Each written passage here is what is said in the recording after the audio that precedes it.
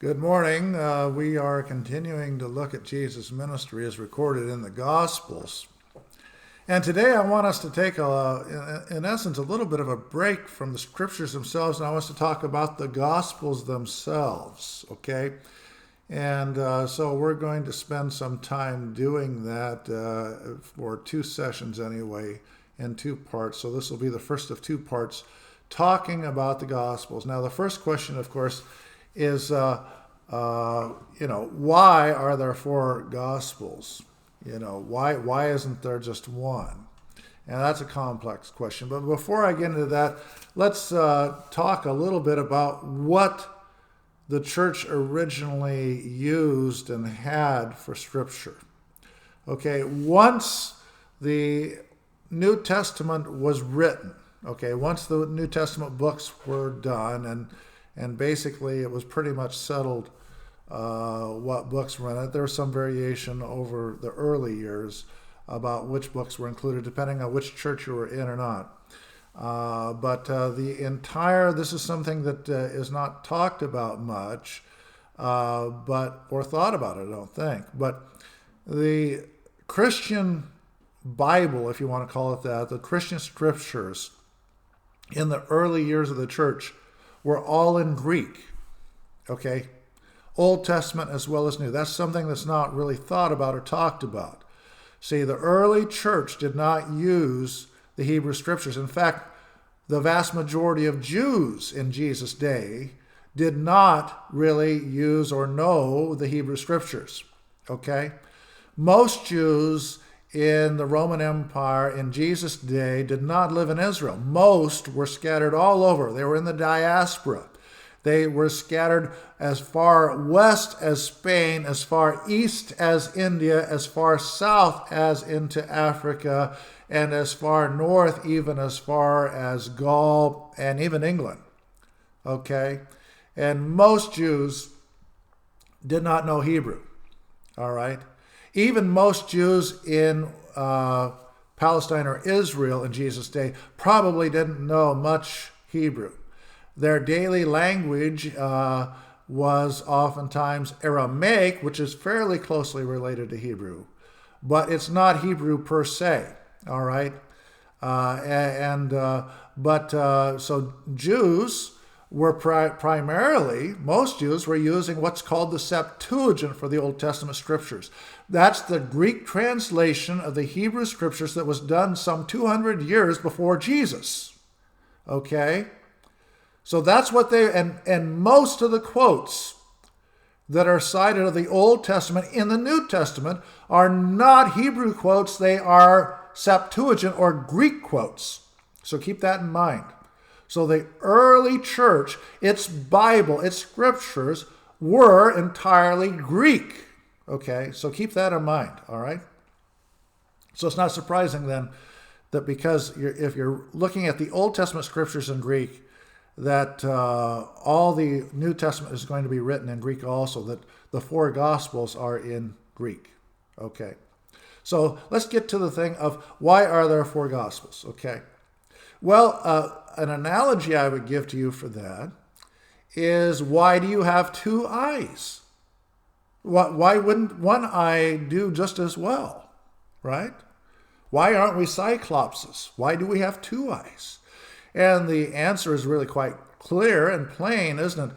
You see much better with 2 eyes than with 1, because then you see in stereo. Then you can judge distance, right? Because you have 2 different viewpoints or vantage points by which to judge. And I would suggest to you that this is a lot of the reason why we have 4 Gospels in the New Testament in the Bible.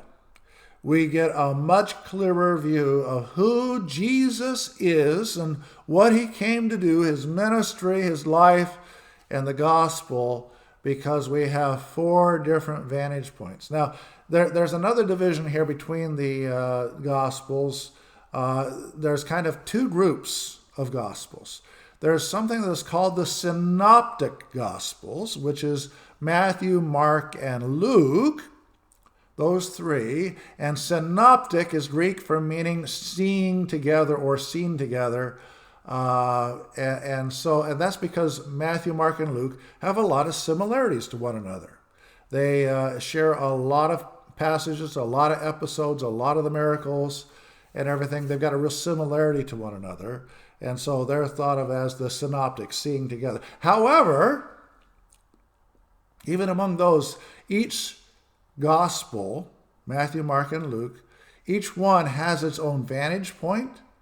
It's written in a unique way. It's got its own focus. And so the focus is different for each gospel. And you get a different view of Jesus somewhat from each one. So, it's kind of like, in a sense, for lack of a better term, it's like being in a trial. If you've got 4 witnesses to an event, then you're going to get a much fuller view because each one is seeing it from a different perspective, right?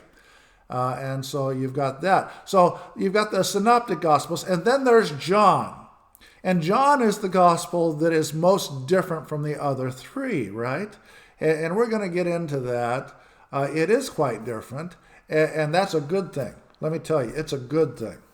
And so we're going to get into some more of that. Now, of course, like I said, each gospel has a different focus and emphasis.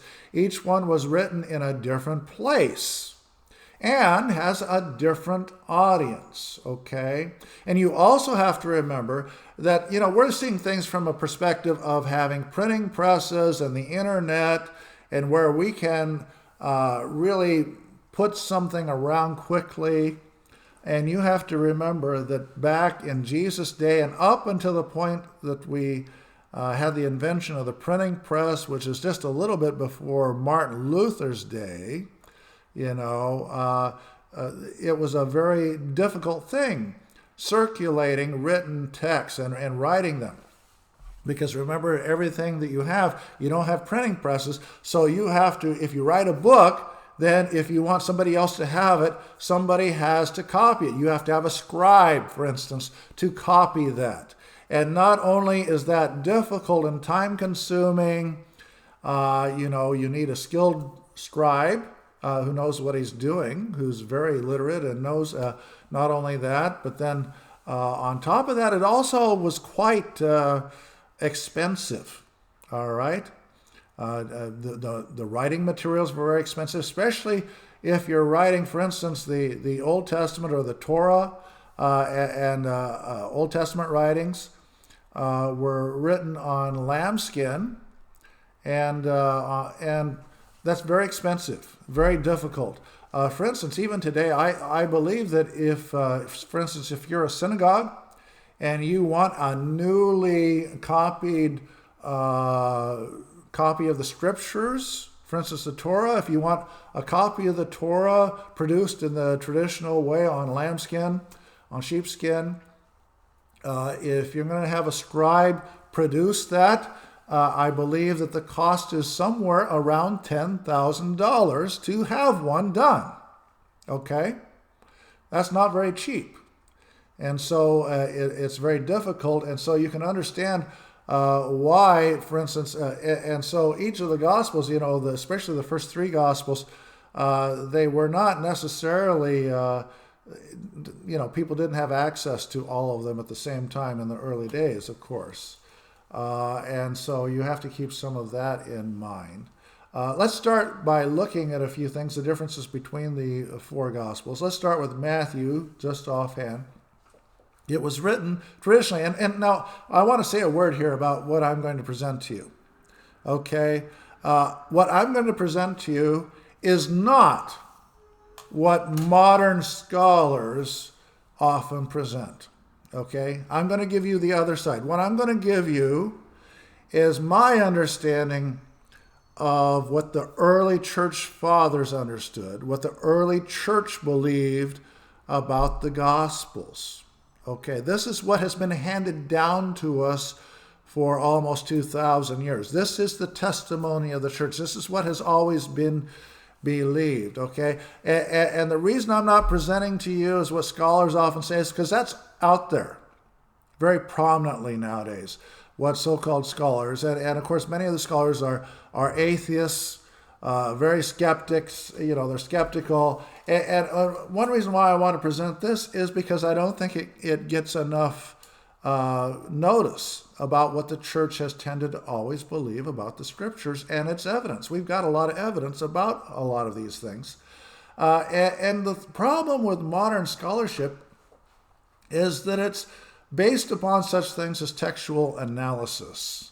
And it really is a combination a lot of times of conjecture and educated assumptions and theories. And let me just mention a couple of these things. For instance, modern scholars tend to believe in such a thing as the Q source, which is another gospel. They believe that, for instance, Matthew and Mark and Luke may have used the Q source as their source of material for writing the Gospels. Okay, now number one, there's never been anything discovered. There is no such thing as a Q source. That's a theory.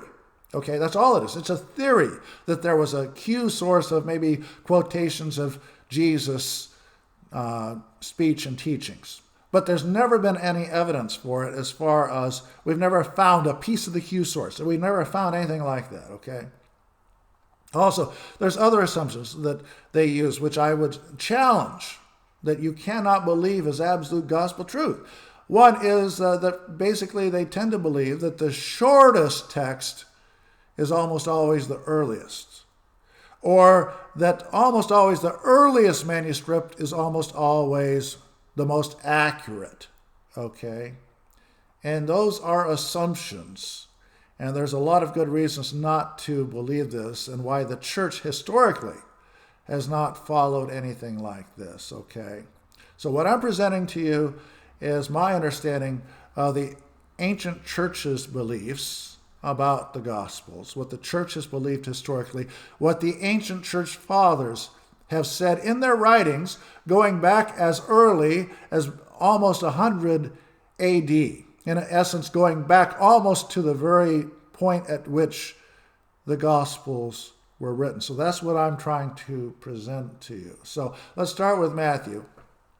Matthew traditionally has been believed, and the early church fathers are unanimous in this belief, attributing Matthew to the disciple of Jesus, whose name was Matthew/Levi.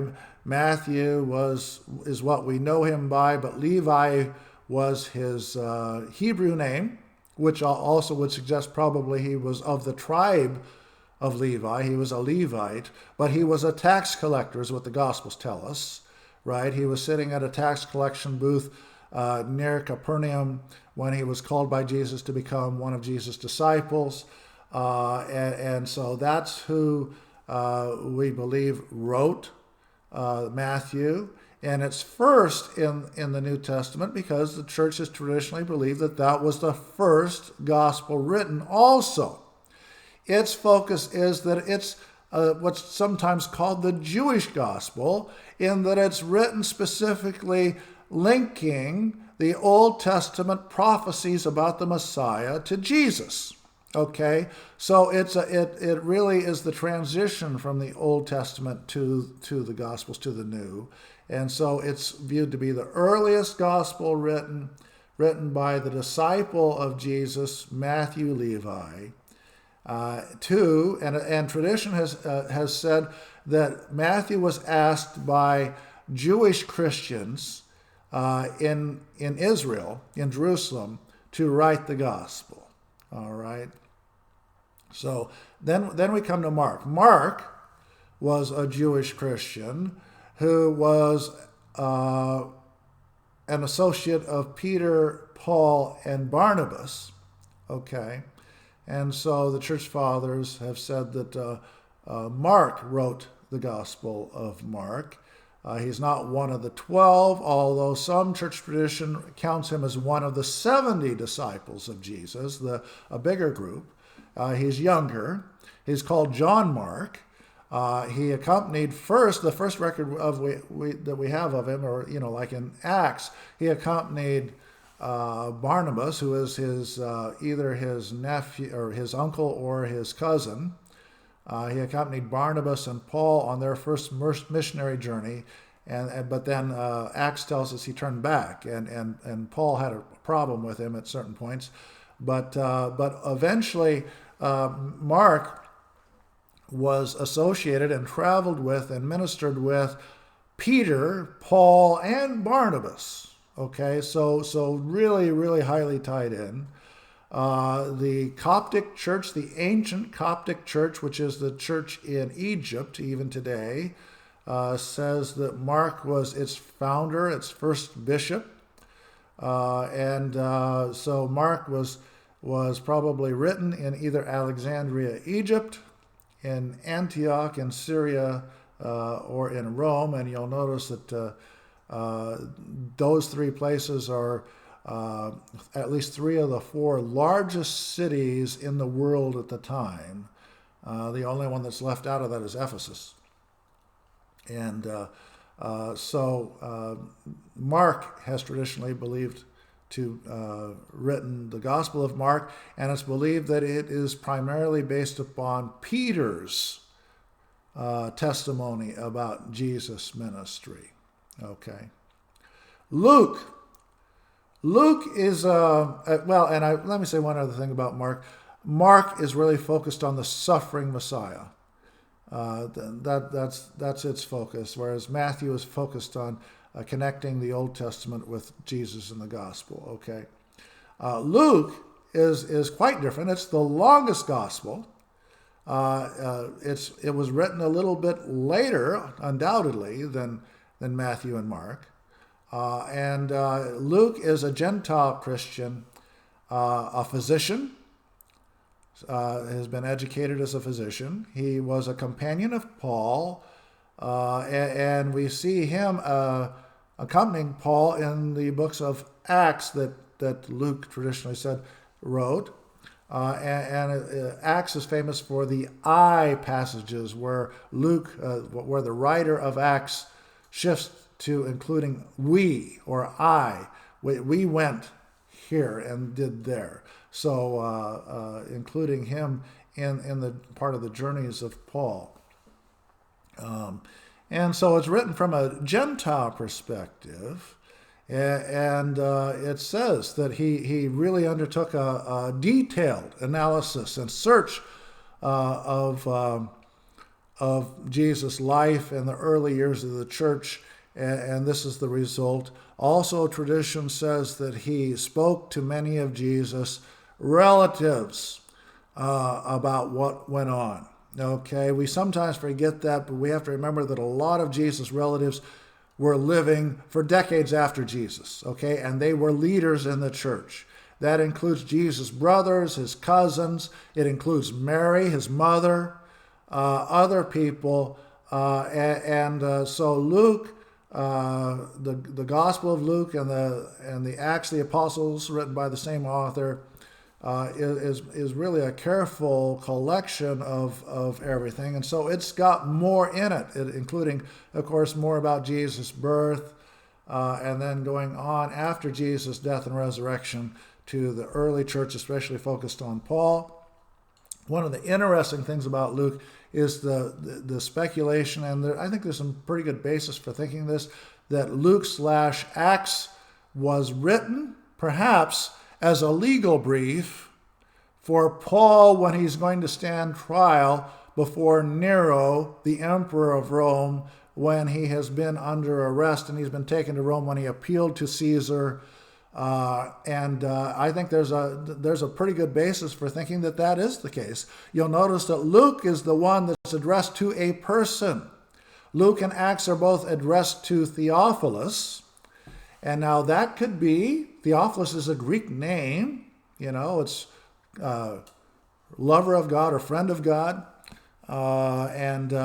It could be one of the clerks in Nero's court. Another interesting thought is that there were two high priests in Jerusalem of the era that were named Theophilus. And so those are the best bets for who this Theophilus is, who Paul addresses both his gospel and the book of Acts to. The book of Luke, or the Gospel of Luke and Acts, you might think of it as one book in a sense. It's separated. One reason why it's probably separated is that each one is the length of a scroll. That's how long a scroll would be. To get a longer length would be rather cumbersome. And so it's divided into two parts, perhaps. That's part of the reason why it's in two parts. So you've got that. So the Gospel of Luke and Acts are very interesting that way. And we'll talk a lot more about that later. Then there's John, which is the last surviving disciple. The Apostle John. Now, once again, the churches believe that the Gospel of John was written by the Apostle John. Tradition says that John was the last surviving disciple. He lived to be almost 100, according to tradition, that he didn't die until his late 90s, and that the Gospel of John was the last book of the New Testament written. It was written close to 100 AD, almost 70 years after Jesus' death and resurrection. And a lot of tradition talks about how John became the second bishop of the church in Ephesus. The first one was Timothy, the associate of the Apostle Paul. And Timothy was martyred by the persecution, and the same persecution when the Apostle John had been put in exile on the island of Patmos. Tradition says that John wrote his Revelation, wrote the book of Revelation while he was on the island of Patmos in exile. And then he came back to Ephesus after that persecution. And the church of Ephesus then begged John to make him their bishop, their second bishop, in his 90s.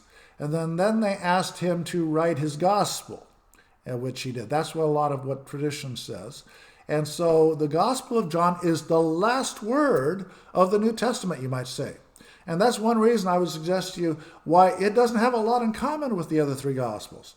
It doesn't repeat much. There's not much, the miracles. There's only really one miracle per se that the Gospel of John shares with the other Gospels. And that makes perfect sense, because if the Gospel of John is written at almost 100 AD, they're aware of the other three Gospels. They're already there. You don't have to repeat everything, do you? So the Apostle John is really coming at Jesus' life and ministry from the spiritual perspective after some decades of reflection and ministry. He's including important things that were left out, perhaps because, the Gospels are very brief, which of course they need to be when you have expensive and few writing materials and you don't have access to books and things. You need to keep things down to the essential.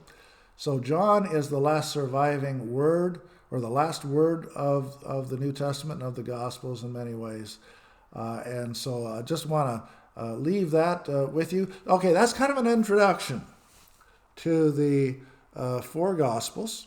Then we're going to get into a little bit more in the specifics of each one of the four Gospels next time. And so I hope you have a wonderful week. Lord bless you. Bye-bye.